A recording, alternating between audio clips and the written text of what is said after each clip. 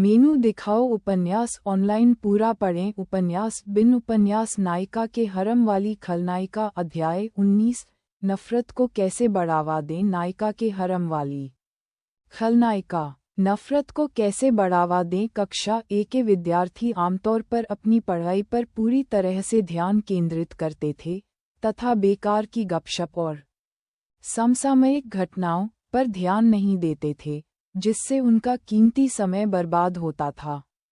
इसलिए इसमें कोई आश्चर्य की बात नहीं थी कि जब पेनी ने पहली बार उनके पास तथाकथित प्रिंसेस एमिलियाज रॉयल गार्ड्स क्लब में शामिल होने का प्रस्ताव रखा तो वे बहुत उत्साहित नहीं थे।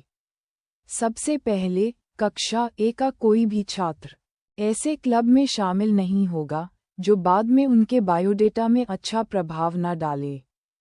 इस स्कूल में बिताया गया हर सेकंड उनके भविष्य की नींव में ईंटें जोड़ने के लिए था और हर सेकंड जो उन्होंने बर्बाद किया उससे एक ईंट कम हुई जिससे नींव और भी कमजोर हो गई। इनमें से एक ईंट भी शीर्ष विश्वविद्यालयों में पसंदीदा पाठ्यक्रम पाने में अंतर पैदा कर सकती है। आखिरकार जब आप प्रतिभाशाली लोगों के साथ प्रतिस्पर्धा कर रहे हैं तो आपको कड़ी मेहनत करनी होगी, भले ही आप खुद प्रतिभाशाली हों, और अगर वे सभी कड़ी मेहनत कर रहे हैं तो केवल वही आगे रहेगा जो सबसे अधिक त्याग करने को तैयार है। एट नॉवल बन एट अगर वह एमिलिया या डिक्सी जैसी कोई होती तो ध्यान न देना मुश्किल होता, और ऐसा सिर्फ इसलिए नहीं था क्योंकि वे अच्छी दिखती थीं।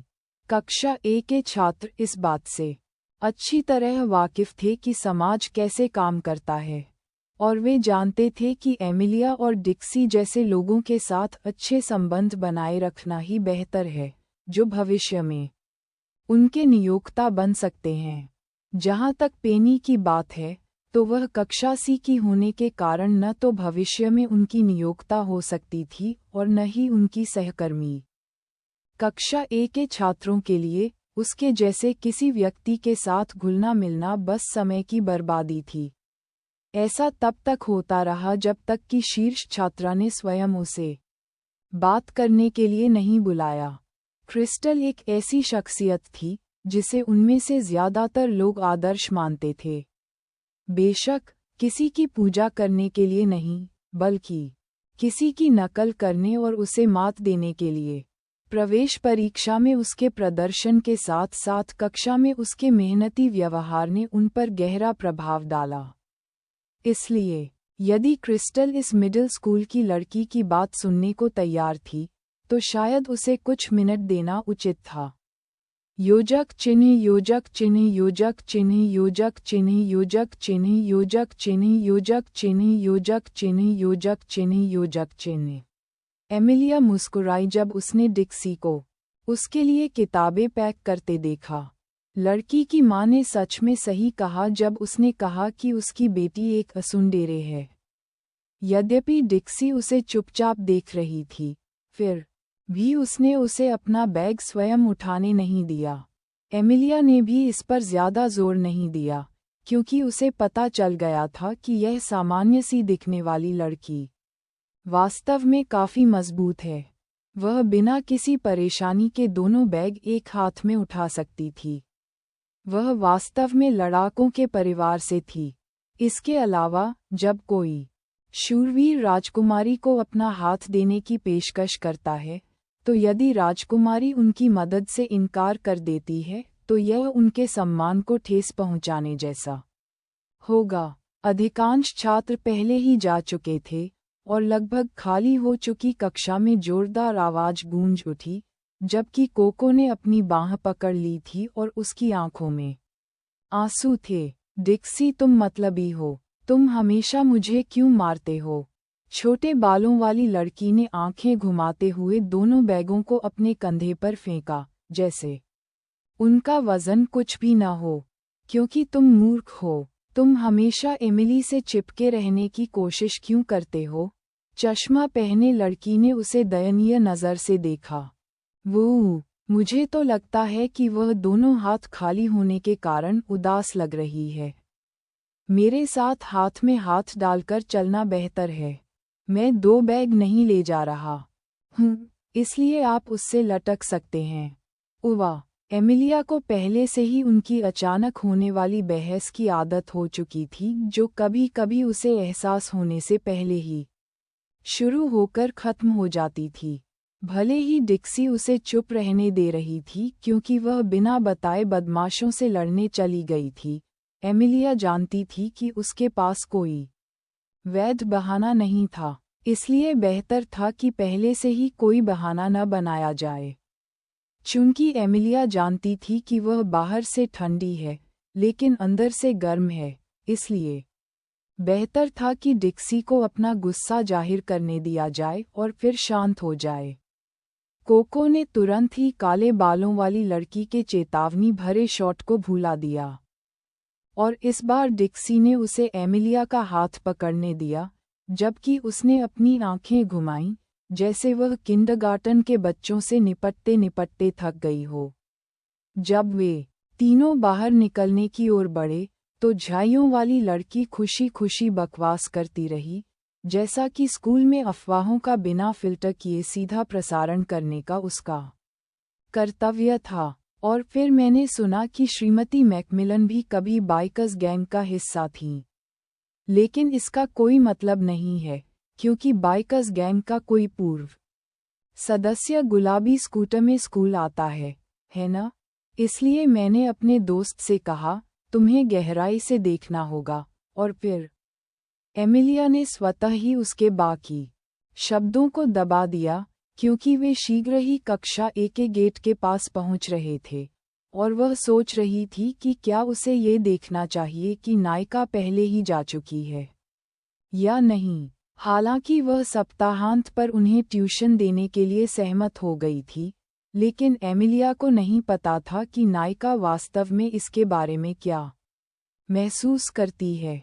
क्रिस्टल उस दिन काफी अनिच्छुक दिख रही थी, और यह पूरी तरह से संभव था कि अब तक उसे अपने फैसले पर पछतावा हो चुका था। क्या उसे आज ही काम पूरा कर लेना चाहिए ताकि कल कोई बहाना न हो, या उसे नायिका के व्यस्त अध्ययन कार्यक्रम में बहुत अधिक हस्तक्षेप करने से बचना चाहिए? एमिलिया टिल्डर, वैसे भी तुम उसकी इतनी परवाह क्यों करती हो? अगर मैं आपके मिशन को पूरा करना चाहता हूँ तो निश्चित रूप से मुझे उसकी परवाह करनी होगी। लेकिन उसका एक ही मिशन है ना? और वह है नायक और नायिका को एक दूसरे से नफरत करवाना। ऐसा करने के लिए तुम्हें उसके करीब क्यों जाना होगा? एमिलिया ने आह भरी। सिंथिया, मैं स्पष्ट रूप से उनकी भावनाओं को सीधे प्रभावित नहीं कर सकती, इसलिए मैं केवल उनके बीच नफरत को बढ़ाने के लिए खुद का उपयोग कर सकती हूँ। उसके सिस्टम की आवाज़ थोड़ी असहज थी। और आप ऐसा करने की योजना कैसे बना रहे हैं? एमिलिया के विचार उसके पहले जीवन में चले गए, उस समय में जब उसे जीवन भर वफादार सेवा करने के बावजूद राजकुमार के आदेश पर मार दिया गया था। मुझे बताओ सिंथिया, लोग अपने जीवन में सबसे ज्यादा नफरत किससे करते हैं? बेशक उसका सिस्टम भावनात्मक मामलों में कोई विशेषज्ञ नहीं था। हालांकि उसने कई चीजों को देखा था, लेकिन वह उन सभी को पूरी तरह से समझने का दावा करने वाली आखिरी व्यक्ति होगी। ओह, मुझे लगता है किसी ने अपने प्रियजनों को मार डाला या उन्हें बहुत नुकसान पहुंचाया। एमिलिया ने अपनी सहमति जताते हुए कहा, गलत नहीं है, लेकिन क्या आपको लगता है कि नायक या नायिका एक दूसरे के साथ बिना किसी कारण के ऐसा करेंगे? सिंथिया ने अपना सिर हिलाया। मुझे नहीं लगता, एमिलिया मुस्कुराई। ठीक है, लेकिन क्या होगा अगर कोई ऐसा व्यक्ति हो जिसे नायिका प्यार करती हो और जिसे नायक लगातार नुकसान पहुंचाने की कोशिश करता हो? क्या ये काम नहीं करेगा? पन्ने जैसी आंखों वाली लड़की को अपनी योजना का एहसास हो गया था, लेकिन उसकी आवाज़ में स्पष्ट रूप से उसकी असहमति झलक रही थी। लेकिन एमिलिया, तुम्हें याद रखना होगा कि नायक को नायिका से पहली नज़र में ही प्यार हो गया था। ये बहुत ही अनुचित और जुनूनी किस्म का प्यार है। ऐसा कोई तरीका नहीं है जिससे वह नायिका की मां को चोट पहुंचाए, है ना? उसे पता होना चाहिए कि इससे उनके रिश्ते में खटास आ जाएगी। और एमिलिया सहमत हो गई। बेशक वह नायिका की मां को कभी चोट नहीं पहुंचाएगा। उसके शरीर से उत्साह की एक चीख निकली और एमिलिया को आश्चर्य हुआ कि उसने ये कौन सा बेतुका विचार निकाला है। तो फिर क्या आप उसे ऐसा करने की कोशिश करने के लिए फंसाने की योजना बना रहे हैं? कितना खलनायक! मुझे ये पसंद है।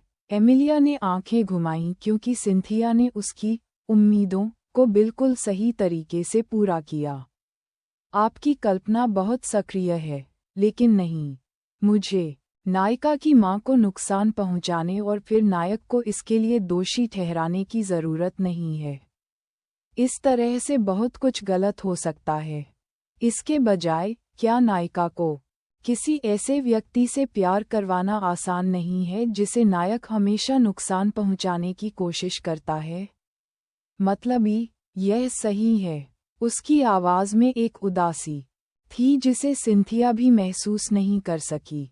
लेकिन तुमने कहा, वह किसी से प्यार करती है, तो क्या तुम उसके प्रेमी बनोगे? सिंथिया की रोती हुई आवाज सुनकर एमिलिया को सिरदर्द होने लगा। आखिर ऐसा क्यों था कि उसका साथी छोटी छोटी बातों में भी गलती निकालता था? मैंने ऐसा नहीं कहा। मुझे बस ये सुनिश्चित करना है कि वह मुझसे प्यार करने लगे। चाहे वह बहन के रूप में हो या प्रेमी के रूप में, मुझे परवाह नहीं है। यह उसके रवैये पर निर्भर करता है। लेकिन एमिलिया, हाँ, नहीं, इसको अन्यथा ना लो। सिर्फ पूछना। सिंथिया ये पूछना नहीं चाहती थी कि उसके मन में वास्तव में क्या चल रहा था। जो था, आप कैसा महसूस कर रहे हैं?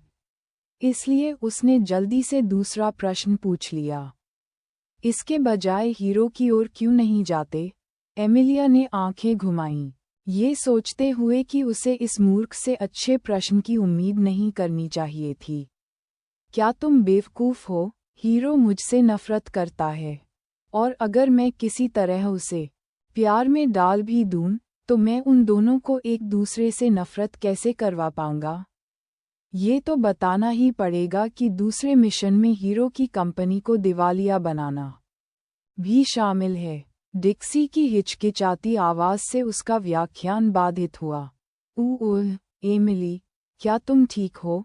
अब जाकर एमिलिया को एहसास हुआ कि वह मन ही मन सिंथिया से बहस करते हुए कक्षा ए के दरवाजे को निहार रही थी। बेवकूफ़ सिंथिया, तुम हमेशा मेरा ध्यान इस तरह क्यों भटकाती हो? जब हम अकेले हों तो मुझसे बात करो। मैं ये सिर्फ मेरी गलती नहीं है। हमेशा मुझे दोष मत दो, तुम बदमाश। हालांकि यह सही है। नहीं, रुको। दुर्भाग्य से, जैसे ही एमिलिया जल्दी से जाने के लिए तैयार हुई और फिर डिक्सी के लिए एक त्रुटिहीन बहाना बनाने के लिए तैयार हुई, नायिका एक मिडिल स्कूल के छात्र के साथ दरवाजे से बाहर निकल गई। एमिलिया राजकुमारी। उपन्यास बिन लाइट नॉवेल, वेब नॉवेल, कोरियाई उपन्यास और चीनी उपन्यास ऑनलाइन मुफ्त में पढ़ें। आप सैकड़ों अंग्रेजी अनुवादित लाइट नॉवेल, वेब नॉवेल, कोरियाई उपन्यास और चीनी उपन्यास पा सकते हैं जिन्हें दैनिक रूप से अपडेट किया जाता है। उपन्यास ऑनलाइन पढ़ें, लाइट नॉवेल ऑनलाइन पढ़ें, ऑनलाइन मुफ्त पढ़ें, मुफ्त लाइट नॉवेल ऑनलाइन।